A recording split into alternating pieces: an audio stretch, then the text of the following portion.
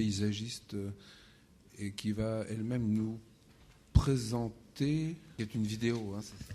Je suis comme vous, hein, j'ai lu le programme, donc vous avez eu un entretien avec Monsieur Richer, mais qui vous est rapporté donc par vidéo.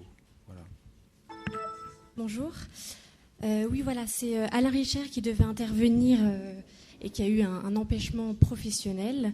Et donc je suis allée à sa rencontre chez lui et aussi en particulier dans son jardin pour voilà, vous proposer aujourd'hui sa réflexion sur le sujet des jardins publics, santé publique. Alors juste pour introduire, voilà, c'est donc un entretien qui se déroule en 2 temps avec, dans un premier temps, une proposition, enfin sur voilà, une réflexion plus critique sur l'évolution du système de santé et surtout la place du jardin dans l'institution hospitalière entre la ville et l'hôpital. Et dans un second temps, Alain Richer nous propose justement une prise de recul et une réflexion, une proposition aussi sur ce que peut être le jardin hospitalier, ses potentialités et ses différentes fonctions. Je crois que l'histoire, elle peut commencer là. C'est-à-dire qu'un jardin, normalement, c'est plutôt fait pour faire du bien que pour nuire à la santé de qui que ce soit. Et par conséquent, c'est des analogies de responsabilité. Il y a un moment donné où le simple fait que pour passer des espaces publics à l'hôpital, qui en général est plutôt une structure publique, on passe par un jardin qui est un jardin public au même titre que les jardins de préfecture ou les jardins de ce genre, qui normalement font partie de la propriété collective, je dirais. Donc ensuite, le problème est de savoir s'ils sont le reflet de ce qu'on en attend. Et là, on commence à avoir des doutes. Là, je prends l'exemple, celui qui me frappe le plus dans les jardins hospitaliers, c'est le jardin de la Salpêtrière, que malheureusement beaucoup de gens connaissent. Et je connais rien de plus désastreux à regarder que l'espace qu'il y a entre l'entrée et l'hôpital. La moitié des arbres sont des cadavres debout, et le reste, c'est pas beaucoup mieux. En plus, c'est des jardins que personne ne peut utiliser, c'est juste pour l'œil. Et c'est des espaces vides entre des systèmes destinés à laisser passer les bagnoles avant les piétons en plus. Donc on n'est pas très proche de la notion de visite, autre que celle des ambulances, bon, ou du personnel d'ailleurs, c'est-à-dire que c'est un espace qui est organisé pour le personnel, mais pas du tout pour la qualité de la visite. Pour la voiture du personnel. personnel. Voiture du personnel, voilà. Et par conséquent, quand on arrive dans un endroit comme ça, il faut, enfin, on commence à se demander qui fait quoi, qui dessine quoi, qui décide quoi, et à qui il s'adresse. Alors, d'autant que, si j'ai bien compris, pour rester sur le problème de la Salpêtrière, il y a 15 jardiniers. Ce que ça m'évoque, en fait, c'est la notion du glacis médiéval. C'est-à-dire que plus on s'approche du milieu hospitalier, plus on s'approche du corps médical, moins il y a de choses vivantes, moins il y a d'éléments vivants. Il y a du bitume, c'est inerte, il n'y a pas d'entretien, c'est étanche, et puis à la limite, on pourrait même dire que c'est aseptique. Donc en gros, ça c'est à peu près les critères d'une salle d'opération. Mais là, on n'est pas vraiment dans la salle d'opération, quoi. On est vraiment dehors, et dehors, on est supposé fréquenter des endroits qui font qu'on va mieux.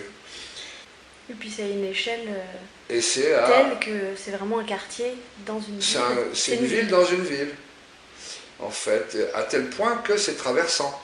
Et normalement, n'importe quel Parisien, ou pas Parisien d'ailleurs, a le droit de traverser tout l'hôpital comme un raccourci entre deux endroits. C'est un espace public. Oui, et du coup, quand on est paysagiste, la grande ambiguïté, c'est lorsqu'on a une partie de la commande d'un jardin où on nous demande une fonctionnalité, c'est-à-dire que pour les soignants, pour que ça ne leur demande pas trop de travail, il faut qu'ils puissent rapidement voir et surveiller, parce qu'il y a cette question des risques, la responsabilité, voilà. Et en même temps, dans le même temps, on va nous demander un jardin qui doit être un lieu de vie, dans lequel les résidents doivent se sentir comme chez eux, parce que c'est censé être, voilà, surtout dans les maisons de retraite, leur lieu, voilà. Donc on nous demande des choses qui sont difficilement compatibles, en fait. Mais oui, elles sont difficilement compatibles parce que c'est des isolats. Parce que si ces gens qui ont plus ou moins besoin d'être surveillés, ils étaient dans un vrai milieu public, c'est-à-dire où il y a des gens qui passent en permanence, je pense qu'il y a en permanence des gens qui sont là et qui voient ce qui se passe. Il y a un raisonnement qui est très proche de la comptabilité et qui ne va pas tellement plus loin, qui est totalement au détriment de la qualité des soins et au détriment même des volontés du personnel soignant, ça c'est sûr, mais qu'on peut comparer à quantité d'autres institutions. C'est-à-dire que c'est devenu des administrations. C'est ça le plus grave, je pense. Mais ça relève d'une politique, pour revenir au jardin, purement agricole, quoi. C'est-à-dire, il n'y a aucune différence entre ça et la monoculture d'un champ de maïs, dans lequel tout ce qui n'est pas du maïs, c'est de la mauvaise herbe. Parce que c'est moins facile à mécaniser, quoi. Donc, d'avoir 50 fois le même malade, ou la même maladie, et c'est justement là qu'on revient à ce qu'on disait, c'est-à-dire qu'on ne traite pas des individus, on traite une maladie. Alors là, on traite la 312, et puis dans l'autre unité, on traite la maladie 114, avec les médicaments prévus pour le 114. Et on en a rien à foutre de savoir qui c'est, quoi, en fait. Bon, là, c'est ça. C'est une forme de mécanisation, je trouve. La théorie allemande des pépinières, qui est terrible, en fait, qui consiste à dire, pour que les plantes puissent aller n'importe où, il faut leur couper le maximum de racines. Et comme ça, elles se démerdent. Il faut qu'elles apprennent à se débrouiller n'importe où, donc quand on les transplante, on en enlève le maximum, comme si c'était une espèce de mémoire de leurs antécédents, en quelque sorte, et qu'elles apprennent à en fabriquer d'autres. Et qu'elles soient en état de stress permanent, donc voilà. de capacité à s'adapter.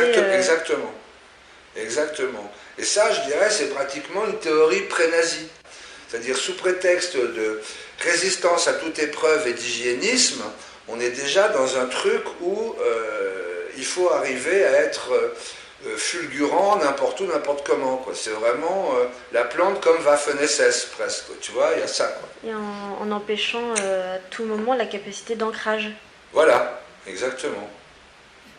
De mémorisation et de... Voilà, c'est-à-dire pas de patrimoine. Pas de patrimoine, pas de transmission rien dans le même territoire. C'est juste comme ça, le guerrier, quoi. La manière dont on utilise et dont on gère les végétaux, ça en dit tellement long sur une civilisation. L'art de conduire, d'ailleurs, ça s'appelle, les végétaux.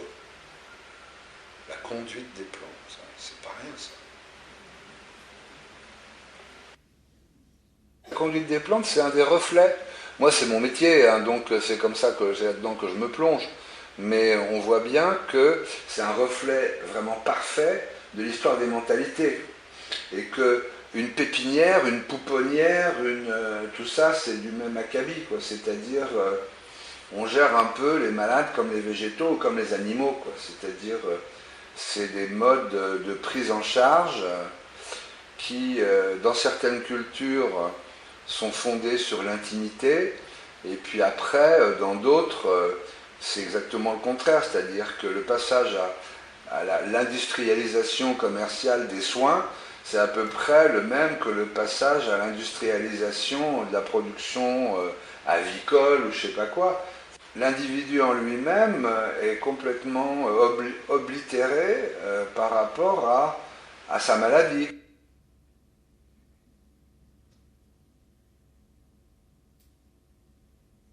Ils cherchent des plantes qui sont en accord avec la dynamique existante du terrain. C'est-à-dire qu'on n'est plus dans une fabrication de sol artificiel, c'est-à-dire de créer une base qui peut exister n'importe où, n'importe quand, n'importe comment, mais on est ancré dans la réalité du moment où on se trouve, en fait. On est vraiment ancré dans le terrain. Et à partir de là, il construit un jardin. Il y a quand même une espèce de, comment je dirais, de séparation un peu trop brutale entre le corps et l'esprit qui existe encore dans le milieu médical, qui est un peu, pas seulement médical d'ailleurs, mais on n'arrive pas bien à comprendre que c'est une seule chose. Alors ça crée des...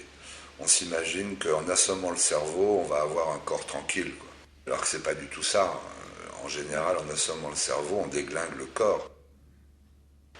Le jardin, qui est normalement l'espace tampon, enfin l'espace tampon ou la membrane osmotique, on peut appeler ça comme on veut, entre l'espace public, c'est-à-dire entre la ville et l'hôpital, la structure médicale, normalement, lui, il doit permettre de se sentir mieux et éventuellement de même pas avoir besoin de rentrer à l'hôpital si les effets sont suffisants, ou bien de permettre à ceux qui sont déjà dans l'hôpital de se sentir mieux quand ils vont sortir, puisque c'est cette étape, ce moment de transition. C'est un moment de transition exactement, ou du moins de se requinquer suffisamment pendant leur séjour, puisque c'est l'espace entre le côté privé de l'hôpital public et puis le côté public de la ville qui est de l'autre côté. Est-ce qu'il n'y a pas quand même une espèce de solution intermédiaire qui fait qu'on a le temps de refaire surface tranquillement, quoi. Et justement, à mon avis, le jardin doit servir à ça. Il doit servir également à établir une espèce de contact, je dirais, quotidien entre les gens qui ne sont pas malades et qui se servent de ce jardin simplement parce que c'est un jardin, et que les gens, c'est pas parce qu'ils sont malades qu'ils ne sont pas comme les autres. Tout le monde est malade au moins une fois ou deux dans sa vie, et c'est pas pour ça qu'on est rejeté. Donc,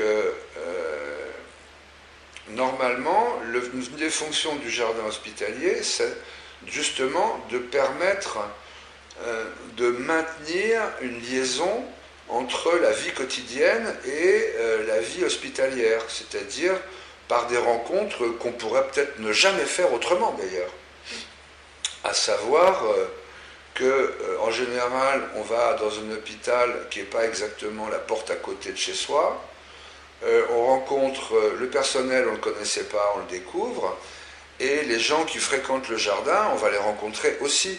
Donc c'est une manière d'équilibrer un peu la rencontre de deux populations qui, en général, ne sont pas du tout des indigènes, en fait. C'est-à-dire que le personnel hospitalier, il n'habite pas forcément autour de l'hôpital, et les gens et les malades non plus. Donc il y a un moment donné où le jardin, lui, ce qu'on peut en attendre, c'est précisément ce lieu où le tissu social se reconstitue, en quelque sorte. Quand il y a un jardin et qu'il y a une dynamique qui se met en place, on voit la question de la solidarité, elle se manifeste de façon hyper naturelle. Bien sûr. Que ce soit entre les patients entre eux, les résidents, et encore plus quand il y a un public extérieur, donc une école, des enfants, etc. Tout d'un coup, on retrouve des réflexes, en fait, un instinct d'aider l'autre, de le comprendre. Il y a un élément de transition qui est le jardin, qui fait le lien. Mais c'est ça, mais c'est l'endroit où l'infantilisation du malade pourrait être oubliée, en fait. C'est sûr que le jardin, à ce moment-là, c'est pas un côté thérapeutique au sens de la pratique physique, mais c'est vrai, c'est ce qu'on disait. Au sens de la sociabilité, socialisation. Exactement, ça permet de se réinsérer dans un tissu social. Et puis après, c'est ce qu'on disait aussi, c'est-à-dire de se fatiguer réellement. Il n'y a pas de jardinier insomniaque. Ça, c'est sûr que quand on est crevé par 2 ou 3 heures de bêche ou de je ne sais pas quelle autre activité physique, on n'a pas besoin de médicaments pour dormir. On dort parce qu'on est crevé, c'est tout, quoi. On peut devenir débile à coup de médicaments, mais la débilité même mentale n'implique pas du tout la débilité physique. Donc on pourrait tout à fait imaginer une solidarité intrinsèque même aux malades, que ça ne soit pas une population où chacun est isolé dans sa situation de subir les traitements et rien d'autre. Moi, je pense au Vinatier toujours, c'est-à-dire cet endroit où, un jour, je suis tombé sur le dossier d'un type, 20 ans auparavant, qui rentre parce qu'il est dans un délirium très mince assez profond. Donc ce malade sortira dans 3 jours, c'est marqué, sauf que entre le moment où je lis ça et le moment où ça avait été écrit, il y avait 20 ans. Et qu'entre les deux, le gars était devenu le jardinier du patron du bâtiment, je ne sais plus combien, D, E ou F, un truc comme ça. Et le type, il avait trouvé sa place. Et voilà, et il était guéri. Et cela dit, le patron dont il s'occupait du jardin était très content aussi. Je veux dire, il y avait vraiment, c'était pas unilatéral comme histoire. C'est sûr que le jardin, c'est intéressant parce que c'est finalement, comme on pourrait dire, peut-être encore plus que l'architecture, c'est vraiment ce qui fait appel au plus intime d'un individu, parce que c'est là qu'on voit s'il y a encore des complicités avec ce qui est vivant ou pas. Donc forcément, c'est là qu'on touche. Moi je le vois bien en tant que paysagiste, si tu veux. Tu es forcément... tu passes ton temps à faire de la psychologie ou voire de la psychiatrie. C'est-à-dire que tu touches vraiment au vrai fantasme des gens, à leur vraie rêverie interne, à ce qu'ils n'arrivent pas à exprimer. Quand tu l'as conçu, ce jardin, la structure du jardin, parce qu'il y en a quand même elle est souple, mais elle existe, il y a quand même ces carrés, ces chemins. C'est ça, c'est exactement. C'est-à-dire que c'est un tracé très volontaire, en fait, qui correspond à des lignes qui sont des cours, enfin, c'est pas des courbes de niveau, mais c'est des lignes de niveau un peu. C'est des exigences de culture, c'est-à-dire qu'il faut tel espacement entre chaque fruitier, il faut après des circulations, il faut que je puisse récolter les fruits dans l'herbe tondue et pas dans les hautes herbes, etc., etc. Et tout ça, ça dessine ton... Tout ça, ça dessine mon jardin. C'est-à-dire que je suis parti, je n'ai rien enlevé de ce qui existait, si tu veux. Rien. Et le résultat, c'est qu'en 20 ans, le nombre d'insectes ici, il a triplé. Je ne parle pas en quantité, je parle en nombre d'espèces différentes. Et en végétaux, il y a des rotations. C'est-à-dire qu'il y a des années, c'est plein d'équilés, 2 ans après, c'est des bétoines, etc., etc. Ça bouge. Mais c'est normal. C'est complètement normal, quoi. C'est plus, ça ne se fiche plus. Il y a des réminiscences de chaque espèce qui font qu'elles ont leur cycle. Après... Elles s'expriment après d'une année sur l'autre, pas forcément dans les mêmes quantités. Elles bougent, de toute façon, elles passent. Elles sautent d'une parcelle à l'autre. Elles passent, bien sûr, mais même dans ce que j'ai mis. Moi, j'ai mis un rosier, il y a un carré qui a pratiquement rempli de roses parce qu'il a tout envahi. Voilà, je laisse faire. Mais là où je tombe, là où je passe, moi, je ne le laisserai pas pousser. Je passe, et je l'emmerde, et je passe. Et c'est pas lui qui va m'empêcher de passer, si tu veux. Bon. Mais une fois qu'il est passé sous le chemin, s'il veut aller de l'autre côté, il fait ce qu'il veut. Il fait ce qu'il veut.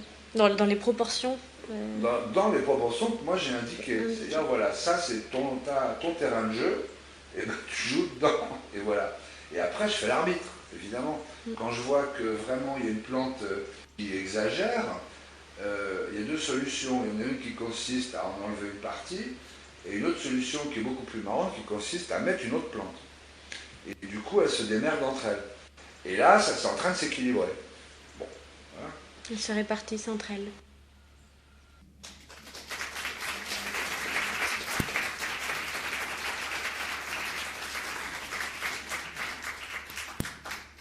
Oui, bravo. Est-ce que vous avez prévu peut-être, ou en tout cas vous avez le temps, pour les profanes dont je suis, de nous situer peut-être aussi la personne, la personnalité, le trajet d'Alain Richer. Oui, Alain Richer était ancien interne des hôpitaux. Il est devenu paysagiste.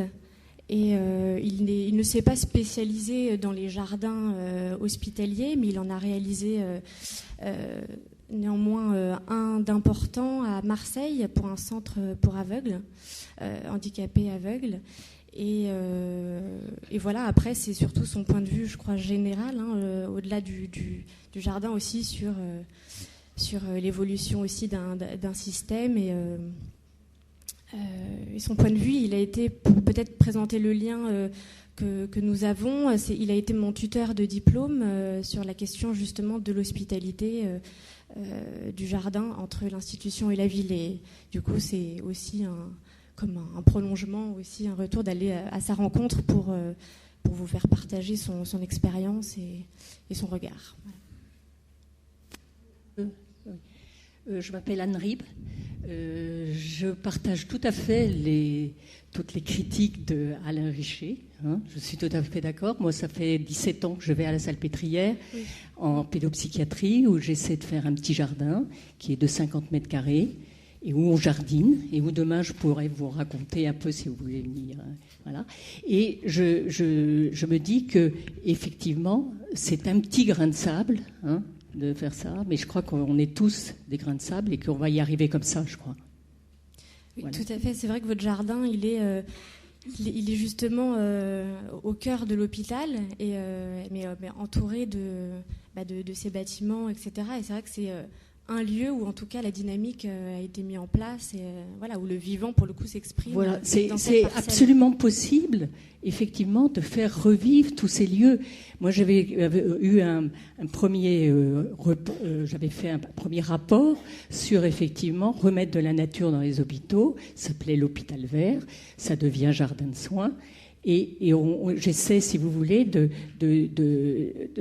simplifier, de dire... Bon, il faut effectivement revivre avec la nature quotidiennement. S'il est possible d'éteindre le projecteur, en vous remerciant beaucoup, puis je compte sur votre jeune carrière pour m'aider à gagner du temps sur cet après-midi. Ou pas en passer davantage. Non, très court. Juste une expérience qui est un petit peu plus optimiste que ce qu'on vient de voir. Moi, j'habite au Kremlin-Bicêtre, où il y a un gros hôpital qui dépend de l'assistance publique, qui était l'asile de Bicêtre, et qui avait une friche dans l'hôpital qui était pas du tout utilisée, enfin qui était moche comme tout. Il y a eu une convention avec la commune qui n'avait, au moment d'un changement de maire, qui n'avait très peu d'espace vert, et donc il y a maintenant un jardin très agréable qui est ouvert à la fois sur l'hôpital et sur la ville, avec une rencontre entre les usagers de la ville et de l'hôpital. Oui, évidemment, il y a plein de jardins qui existent, heureusement, qui sont développés, évidemment. Je peux rajouter un mot, juste. Non, bon. Allez-y. Je voudrais dire que, en tant qu'ingénieur agronome, 40 ans de recherche à l'INRA, je suis à la croisée des chemins, c'est-à-dire j'entends la demande des hospitaliers qui veulent un jardin utile, agréable et qu'on puisse entretenir. Et les paysagistes qui veulent souvent, je dois dire, sans méchanceté, des jardins qui sont beaux et qui ne sont pas toujours faciles à entretenir parce que les plantes ne sont pas choisies dans le climat et dans le terrain qui leur est proposé. Et ils sont quelquefois beaucoup trop onéreux pour les directeurs et les services d'entretien. Donc je crois que les torts sont bien partagés, s'il y a des torts. C'est un débat qui va forcément se poursuivre, mais là, on va l'arrêter.